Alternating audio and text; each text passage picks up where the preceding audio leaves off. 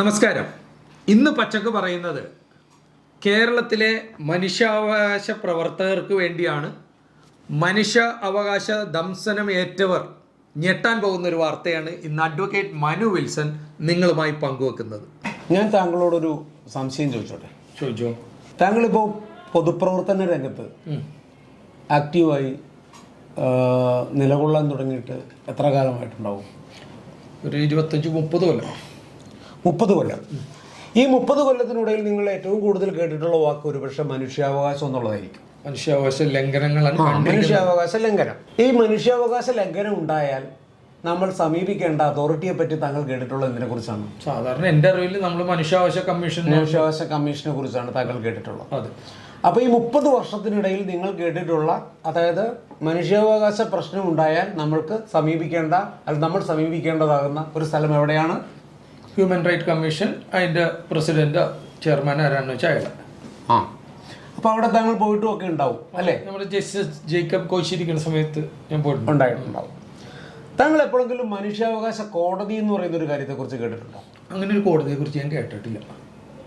ഇത് നമ്മൾ ഇങ്ങനെ കേട്ടിട്ടുണ്ട്. ഒന്നല്ലേ കേരളത്തിലെ മനുഷ്യാവകാശ കമ്മീഷൻ, അവിടെ നിൽക്കാണ്ടായ രാഷ്ട്രീയപരമായി കേന്ദ്രസ്ഥിതി നമ്മൾ കൊണ്ടുവരാറുണ്ട്.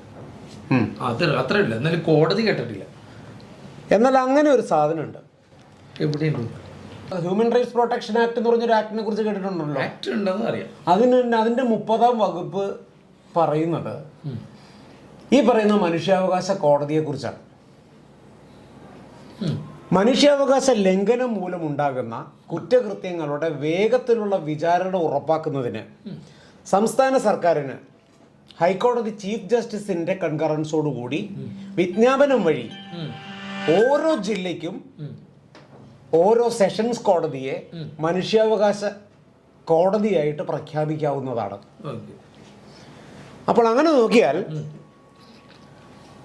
എത്ര ജില്ലകൾ കേരളത്തിലുണ്ടോ അത്രയും മനുഷ്യാവകാശ കോടതികൾ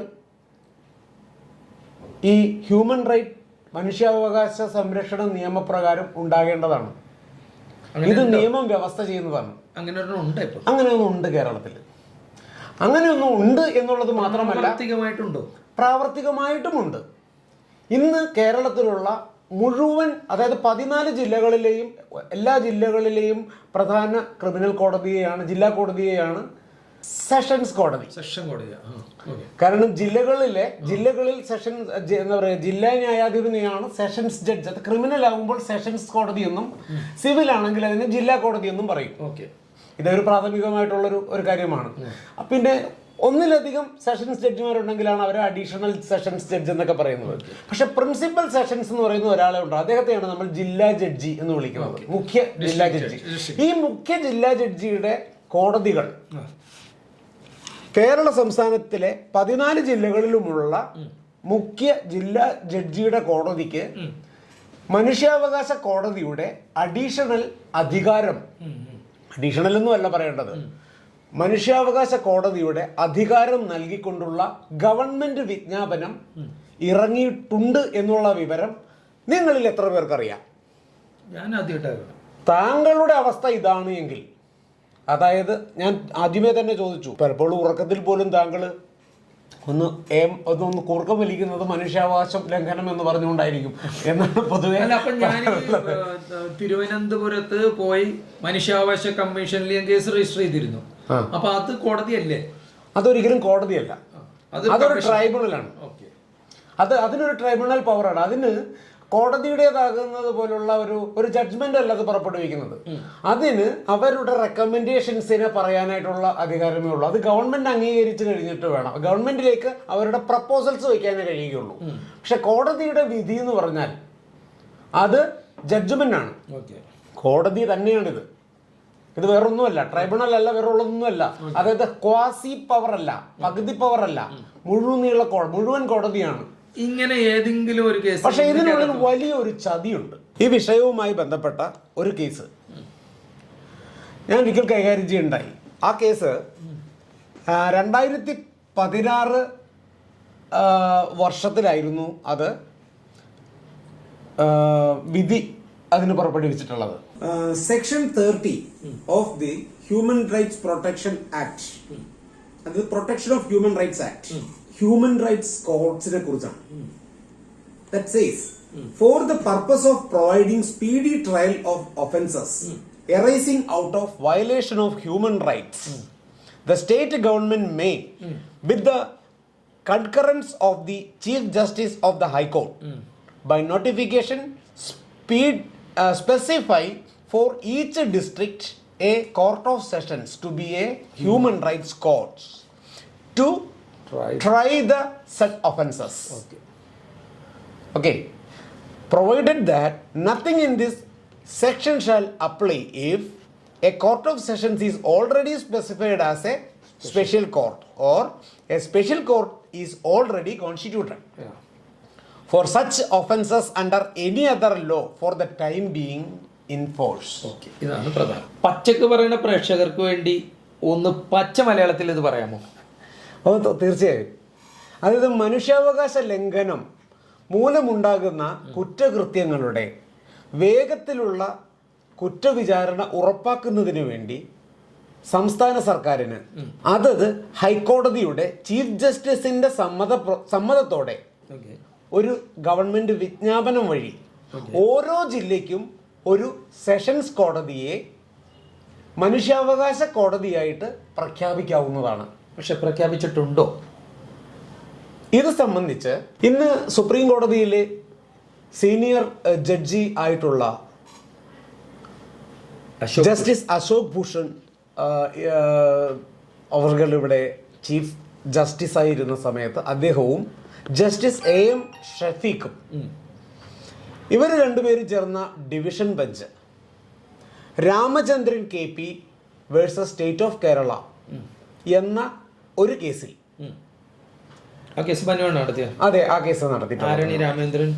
അദ്ദേഹം ഒരു അഡ്വക്കേറ്റ്, അദ്ദേഹം ഒരു ഹ്യൂമൻ റൈറ്റ്സ് സ്പിരിറ്റ് ഉള്ള ഒരു അഡ്വക്കേറ്റ് ആണ്. അപ്പോൾ ഈ വിഷയത്തിലെ സംബന്ധിച്ചിടത്തോളം ഈ കാരണം പ്രൊട്ടക്ഷൻ ഓഫ് ഹ്യൂമൻ റൈറ്റ്സ് ആക്ടിന്റെ 1993 ഈ protection of human rights act ആ ആക്ട് നിലവിൽ വന്ന കാലം മുതൽ അവിടെ നന്നോളം ഇങ്ങോളം ഇത്തരത്തിലൊരു പ്രൊവിഷൻ അവിടെ ഉണ്ട്. 30ാമത്തെ വകുപ്പ് എന്ന് പറയുന്നത് ഹ്യൂമൻ റൈറ്റ്സ് കോർട്ടിന് വേണ്ടിയിട്ടുള്ളതാണ്. ഹ്യൂമൻ റൈറ്റ് പ്രൊട്ടക്ഷൻ അതായത് എന്താ പറയുക, വിവിധ തലത്തിലുള്ള ഹ്യൂമൻ റൈറ്റ്സ് കമ്മീഷനുകൾ പുറപ്പെടുവിക്കുന്ന പല ശുപാർശകളും ഇങ്ങനെ കെട്ടിക്കെട്ടി കിടക്കുകയാണ്. ഇതൊന്നും തന്നെ ഇതെല്ലാം ഗവൺമെന്റിലേക്ക് സമർപ്പിക്കും. ഗവൺമെന്റ് അവിടെ അടുത്ത ഒരെണ്ണം കൂടി ഈ രീതിയിലേക്ക് വെക്കും. തന്നെയുമല്ല ഹ്യൂമൻ റൈറ്റ് പ്രൊട്ടക്ഷൻ കൗൺസിൽ അതായത് എന്താ പറയുക ഈ പറയുന്ന സ്റ്റേറ്റ് ഹ്യൂമൻ റൈറ്റ് കമ്മീഷൻ എന്ന് പറഞ്ഞാൽ റിട്ടയർഡ് ചീഫ് ജസ്റ്റിസ് ആണ്. പക്ഷേ ഈ റിട്ടയർഡ് ചീഫ് ജസ്റ്റിസ് എന്ന് പറയുമ്പോൾ അതിന്റെ കൂടുതൽ റിട്ടയർഡ് വെച്ചിട്ട് അവർക്ക് കോടതിയുടെ അധികാരമില്ല. Retired justice retired chief justice ആയിരിക്കും. നിശ്ചയമായിട്ടും റിട്ടയർഡ് ചീഫ് ജസ്റ്റിസ് ആയിരിക്കണം. നാഷണൽ ഹ്യൂമൻ റൈറ്റ് കമ്മീഷൻ എന്ന് പറയുന്നത് retired chief justice of India ആയിരിക്കണം, സുപ്രീം കോടതി. പക്ഷേ രസം എന്താന്ന് വെച്ചാൽ സെക്ഷൻ 30 അനുസരിച്ചിട്ട് ഈ പറയുന്ന പ്രൊട്ടക്ഷൻ ഓഫ് ഹ്യൂമൻ റൈറ്റ്സ് ആക്ടിന്റെ സെക്ഷൻ 30 അനുസരിച്ചിട്ടുള്ള ഒരു കോടതിക്ക് ഇത് ഈ പറയുന്ന ചീഫ് ജസ്റ്റിസ് ഇരിക്കുന്ന ഈ കമ്മീഷനെക്കാട്ടിലും വലിയ അധികാരമായിരിക്കും ഈ കോടതിക്ക് ഉണ്ടാവുക. കാരണം കോടതി പുറപ്പെടുവിക്കുന്നത് ജഡ്ജ്മെന്റ് ആണ്. അതിന് ഗവൺമെന്റിന്റെ സമ്മതം വേണ്ട. അനുസരിച്ചില്ലെങ്കിൽ ശിക്ഷയാണ്. അതെ, നഷ്ടപരിഹാരങ്ങളൊക്കെ. കാരണം ഇത് കോടതിയാണ്. ഇതൊരു തന്നെയല്ല, ഇതൊരു ക്രിമിനൽ കോടതിയാണ്. അതുകൊണ്ടാണ് സെഷൻസ് കോടതിയെ, ഒരു ജില്ലയിലെ ഏറ്റവും വലിയ സെഷൻസ് കോടതിയെ തന്നെ അതിന് പ്രഖ്യാപിക്കുകയാണ്. അല്ലാതെ ഇതിനു വേണ്ടി പുതിയ ഒരു കെട്ടിടം കെട്ടേണ്ട ആവശ്യമില്ല. ഇപ്പോഴും കേരളത്തിൽ അങ്ങനെ ഒരു പ്രവർത്തിക്കുന്നുണ്ടോ? ഞാൻ അതാ പറഞ്ഞത്. അപ്പൊ ഈ കേസിന്റെ വിചാരണ നടക്കുന്ന സമയത്ത് ഇത് ഫയൽ ചെയ്തിരുന്നത് അതിന് വളരെ മുമ്പാണ്. അതായത് 2011 ഈ കേസ് ഫയൽ ചെയ്യുന്നത്. 2011 ശേഷം ഈ കേസ് ഒടുവിൽ അന്തിമ വിചാരണയ്ക്ക് വരുന്ന ഒരുപാട് നാളായിട്ട് കൗണ്ടറുകളൊന്നും ഇല്ലാതെ മറുപടി ഗവൺമെന്റിന്റെ ഭാഗത്തു നിന്നുള്ള കൗണ്ടർ ഇല്ലാതെ വളരെ സിമ്പിൾ 30ാമത്തെ വകുപ്പ് ഹ്യൂമൻ റൈറ്റ് പ്രൊട്ടക്ഷൻ ആക്ടിന്റെ 30ാം വകുപ്പ് പ്രകാരമുള്ള ഹ്യൂമൻ റൈറ്റ്സ് കോടതികൾ കേരളത്തിലെ 14 ജില്ലകളിലും പ്രഖ്യാപിക്കണം. അതായിരുന്നു നമ്മുടെ കേസ്. അതാണ് നമ്മുടെ കേസ്. കാരണം എന്താണെന്ന് വെച്ച് കഴിഞ്ഞാൽ അത് വേഗത്തിൽ, എത്രയും വേഗത്തിൽ, അതിന്റെ വാചകം തന്നെ ഞാൻ പറഞ്ഞില്ലേ, speedy trial of the cases involve in human right violation. നമുക്ക് എല്ലായ്പ്പോഴും, പ്രത്യേകിച്ച് കേരളം പോലുള്ള ഒരു സംസ്ഥാനത്തിൽ ഹ്യൂമൻ റൈറ്റ്സ് അവയർനെസ്സിനെ കുറിച്ച് ഇത്രയധികം എല്ലാം വാചാലമാകുന്ന ഒരു നാട്ടില് ഇത് ഇങ്ങനെ ഒരു വാക്കിനെ പറ്റി പോലും ആരും കേട്ടിട്ടില്ല എന്ന് പറഞ്ഞാൽ ഇതൊരു പുതിയ അറിവാണ്. അതായത് ഒരു ഹ്യൂമൻ റൈറ്റ് ആക്ടിവിസ്റ്റ് ആയിട്ട് നടന്നിട്ട് പോലും ഞാൻ പലപ്പോഴും തിരുവനന്തപുരത്ത് പോയിട്ട് മനുഷ്യാവകാശ കമ്മീഷനിൽ ഫയൽ ചെയ്തിട്ട് വലിയ കാര്യമായിട്ട് കൊണ്ടുനടക്കാണ്. പക്ഷെ ഇവിടെ സംഭവിക്കുന്നത് എന്തെന്ന് വെച്ചാൽ, അപ്പൊ ഈ കേസിനുള്ളിലേക്ക് ഗവൺമെന്റ് കുറെ കാലങ്ങളായിട്ട് കേസിന് എന്ത് ചെയ്യുന്നില്ല, കൗണ്ടർ ഫയൽ ചെയ്യാതെ ഇങ്ങനെ ഇരിക്കുകയായിരുന്നു. മനഃപൂർവ്വം ആണ്. ഒടുവില് ഒരു കൗണ്ടർ വന്നു. അവസാനം നിർബന്ധം പിടിച്ചതിന് ശേഷം എന്താണ് അവസാനം? ആ കൗണ്ടറിന്റെ ഉള്ളിൽ, അതായത് ഈ പറയുന്ന സമയത്തേക്കാണ് ഇറക്കിയത്, ആ കൗണ്ടറിനുള്ളിലൂടെ അവരൊരു കാര്യം പറയുവാണ്, ഗവൺമെന്റ് നോട്ടിഫിക്കേഷൻ ഇറക്കി. ആ ഗവൺമെന്റ് നോട്ടിഫിക്കേഷൻ പ്രകാരം GOMS number 227/2013 home dated Thiruvananthapuram 11 September 2013.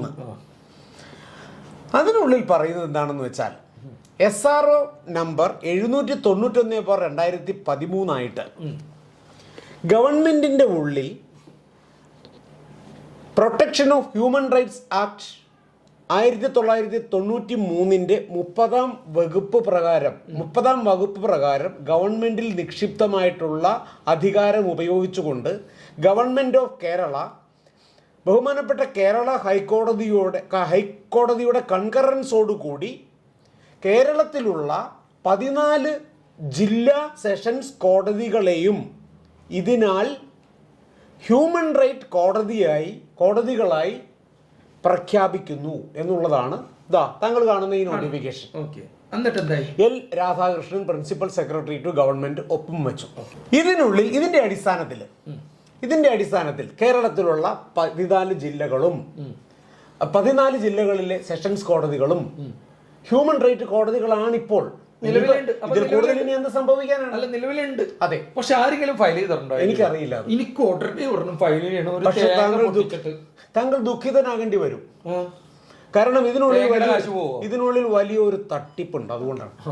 അതാണല്ല കാര്യം. ഉടായ്പില്ലാത്ത പണിയില്ല. എന്താണ് ഇതിനുള്ളിലുള്ള വലിയ തട്ടിപ്പ് എന്ന് വെച്ചാല്, അതായത് ഇത്രയും കാഴ്ചക്കാരുടെ ഒപ്പം തന്നെയാണ് ഞാനും കേട്ടോ. ഞാൻ ഇന്റർവ്യൂ ചെയ്യണ്ടെന്നുള്ളത്. നിങ്ങളെപ്പോലെ ഞാനും ഒരു പൊട്ടനായിട്ടിരിക്കുകയാണ്. അതായത് നിങ്ങൾ ഇത്രയും കൊതിപ്പിച്ചിട്ട് പറയുകയാണ് ഇതിൻ്റെ അകത്തൊരു ഉടായ്പുണ്ട്. എന്താണ് ആ തട്ടിപ്പ്?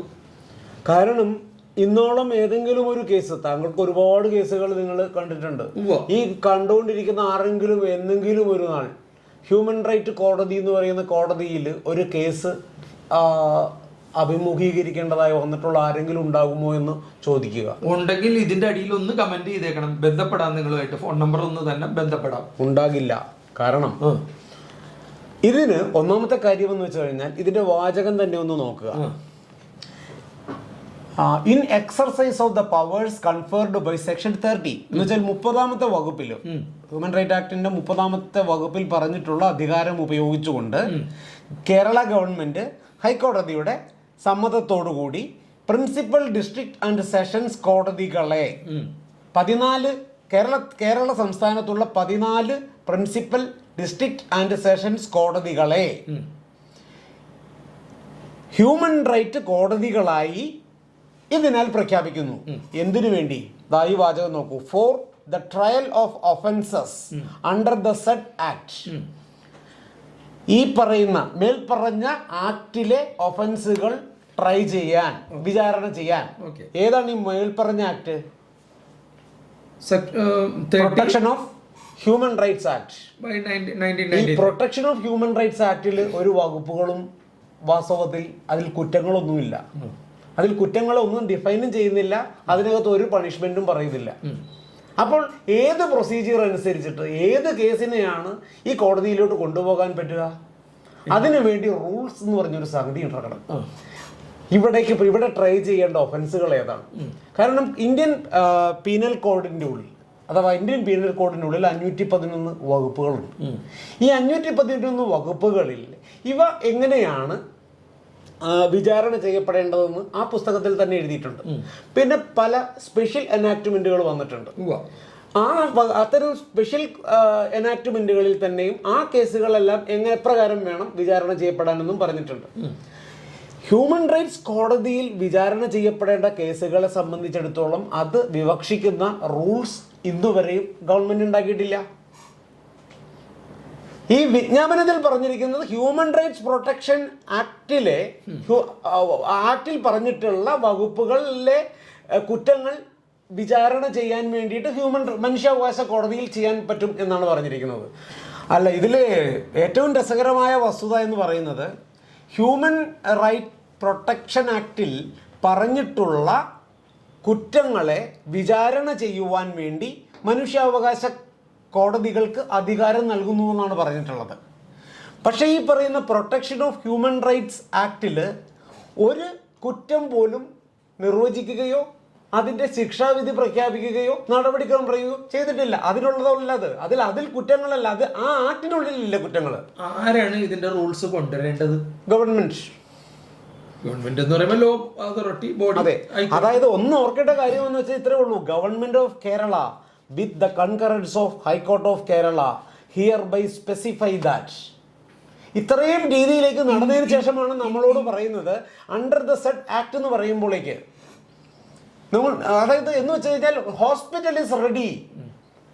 ഈ കേസിന്റെ നടന്ന സമയത്ത് ഗവൺമെന്റിന്റെ സബ്മിഷൻ പോലും അങ്ങനെയായിരുന്നു. ഹോസ്പിറ്റൽ റെഡിയാണ്, പക്ഷെ രോഗികളില്ല എന്ന രീതിയിലായിരുന്നു ആ സമയത്തേക്ക് പറഞ്ഞത്. പക്ഷെ വാസ്തവത്തിൽ സത്യം എന്ന് പറഞ്ഞാൽ ഹോസ്പിറ്റൽ എന്ന പേരിലേക്ക് അവിടെ ഒരെണ്ണം ഉണ്ടാക്കിയിട്ടുണ്ട്, പക്ഷെ അവിടെ ഒരൊറ്റ രോഗിയെ പോലും കയറ്റാൻ പറ്റില്ല.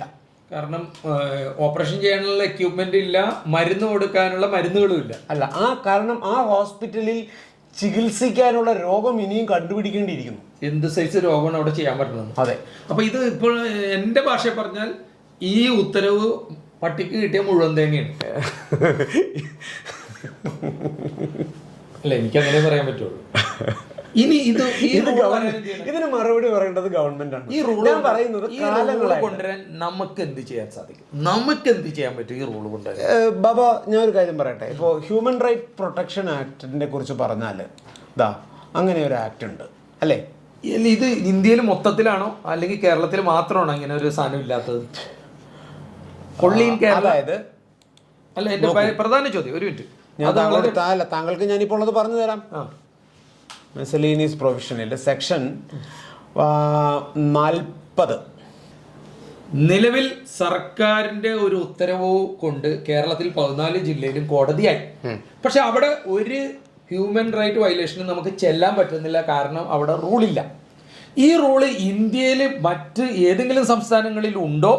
ഇവിടെ കൊണ്ടുവരാൻ എന്ത് ചെയ്യണം? ഇതാണ് എൻ്റെ 2 ചോദ്യം. ജനങ്ങൾക്ക് വേണ്ടി 2 ചോദ്യമാണ്. ഒന്ന്, ഈ കോടതി വന്നു, പക്ഷെ അവിടെ റൂൾസ് ഇപ്പോഴും ആയിട്ടില്ല.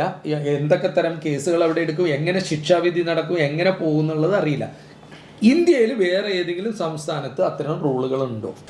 ഇതിൽ സെക്ഷൻ 40, അതായത് 40-ാം വകുപ്പ് പറയുന്നത് സെൻട്രൽ ഗവൺമെന്റിന്റെ പവേഴ്സ് ടു മേക്ക് റൂൾസ് ആണ്.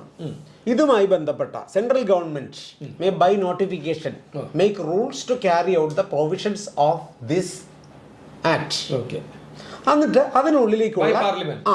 അതിനുള്ളിൽ ഏതൊക്കെ കാരണങ്ങൾ വേണം, ഏതെല്ലാം രീതിയിലേക്കുള്ള റൂളുകൾ, അതായത് ഇതിന്റെ നടപടിക്രമങ്ങളുമായി ബന്ധപ്പെട്ട് 40-ാം വകുപ്പ് അനുസരിച്ചിട്ട് സെൻട്രൽ ഗവൺമെന്റിനും 41-ാം വകുപ്പ് അനുസരിച്ചിട്ട് സ്റ്റേറ്റ് ഗവൺമെന്റിനും റൂൾ മേക്ക് ചെയ്യാനായിട്ടുള്ള അധികാരമുണ്ട്. നമുക്കറിയാലോ, ഈ വിജ്ഞാപനം തന്നെ പുറപ്പെടുവിക്കുന്നത് രാധാകൃഷ്ണൻ എന്ന് പറയുന്ന സെക്രട്ടറി ആണ്. കേരള ഗവൺമെന്റിന്റെ സെക്രട്ടറിയാണ് അത് പുറപ്പെടുവിക്കുന്നത്. ആ റൂളിന് ഹോം ഡിപ്പാർട്ട്മെന്റ് ആണ് 2013 ഹോം ഡിപ്പാർട്ട്മെന്റ് ആണ് അത് ഇറക്കിയിരിക്കുന്നത്. അപ്പോ അതേ ഏത് അധികാരം ഉപയോഗിച്ചുകൊണ്ടാണോ അത്തരത്തിലുള്ള ഒരു നോട്ടിഫിക്കേഷൻ പുറപ്പെടുവിച്ചിട്ടുള്ളത്, അതേ അധികാരം വെച്ച് തന്നെയാണ് ഇതിന് to give effect to this order. ഇല്ലെങ്കിൽ ഇത് നിങ്ങൾ പറഞ്ഞ പോലെ മുഴുവൻ തേങ്ങ എന്നുള്ളത് പോലെ പോലും അല്ലാതെ. എന്തിനാണ് ഇങ്ങനെ? കാരണം ഇത് വേറൊരു കടലാസ് കഷണത്തിന്റെ പോലും വിലയില്ലാത്ത രീതിയിലേക്കുള്ള ഒന്നായിട്ട് മാറും ഓർഡർ.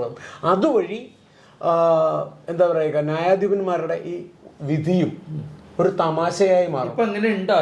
സത്യം പറഞ്ഞു കഴിഞ്ഞാൽ ഇന്നിപ്പോൾ ഈ ഒരു വിധി ഒരു തമാശയല്ലേ?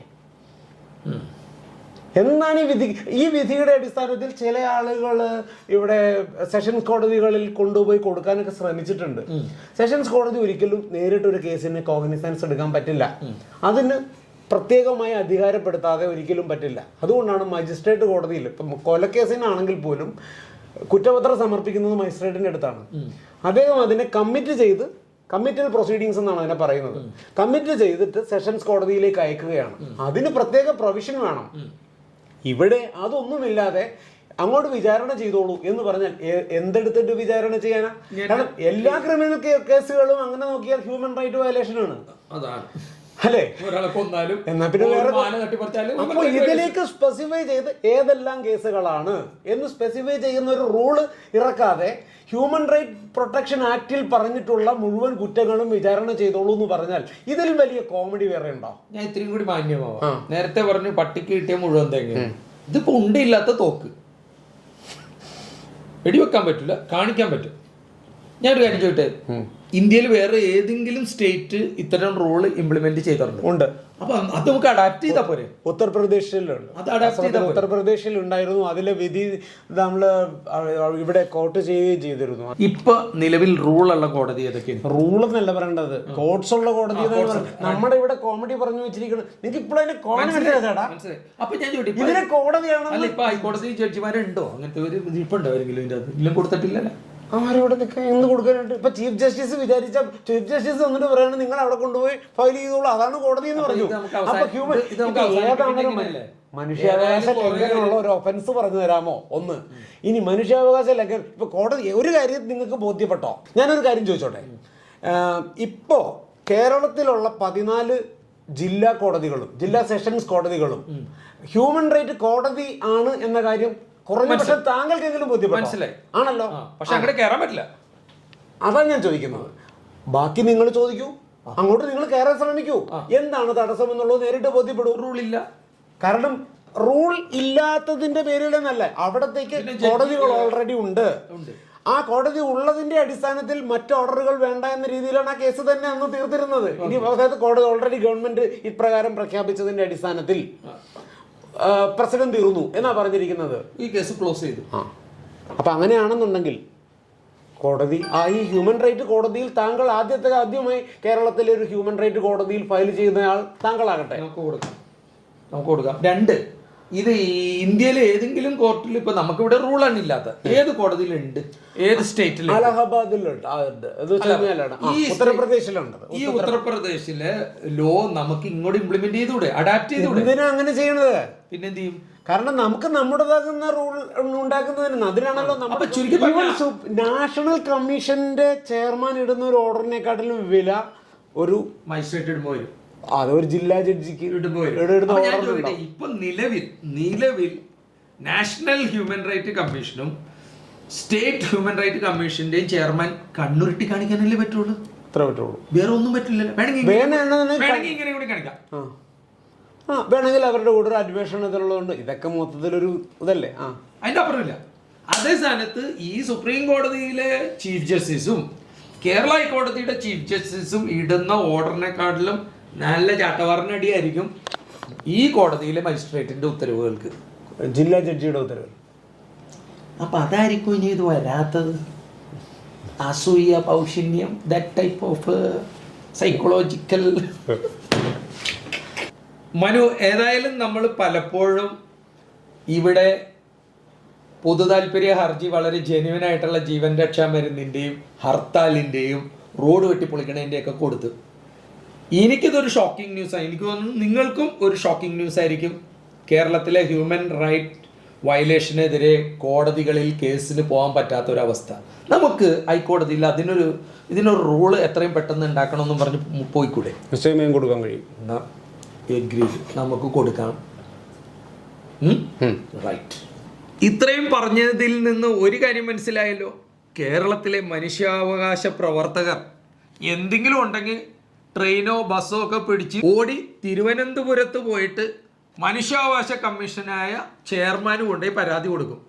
അതിന് പല്ലുമില്ല, നഖവുമില്ല, മാന്തവും ഇല്ല, കടിക്കവും ഇല്ലെന്ന് ഇപ്പോൾ മനസ്സിലായല്ലോ. റൂൾ ഇല്ലാത്തത് കൊണ്ട് ജില്ലാ കോടതികളിൽ മനുഷ്യാവകാശ പ്രവർത്തകർക്കോ മനുഷ്യാവകാശ ദംശനമേറ്റവർക്കോ ഒരു കേസ് ഫയൽ ചെയ്യാൻ പറ്റാത്ത അവസ്ഥയിലാണ് ഇന്ന് കേരള സംസ്ഥാനം. എന്നാൽ അലഹബാദ് കോടതിയിൽ നിയമം ഈ റൂൾ ഉള്ളതുകൊണ്ട് ആ റൂൾ ഇങ്ങോട്ട് അഡാപ്റ്റ് ചെയ്യുകയോ അല്ലെങ്കിൽ കേരള സർക്കാർ കൃത്യമായ ഒരു നിയമം കൊണ്ടുവന്ന് കേരളത്തിലെ മനുഷ്യാവകാശ കോടതികൾ ശക്തി പ്രാപിക്കാൻ വേണ്ടി അത് നടപ്പിലാക്കാൻ വേണ്ടി ഞാനും അഡ്വക്കേറ്റ് മനു വിൽസനുമായി മുന്നോട്ട് പോവുകയാണ്. ഇന്നോ നാളെയോ തന്നെ ആ പൊതു താൽപര്യ ഹർജി ഇവിടുത്തെ ജനങ്ങൾക്ക് വേണ്ടി പച്ചക്ക് പറയുന്ന ഞങ്ങൾ ഏറ്റെടുക്കുകയാണ്. നന്ദി, നമസ്കാരം.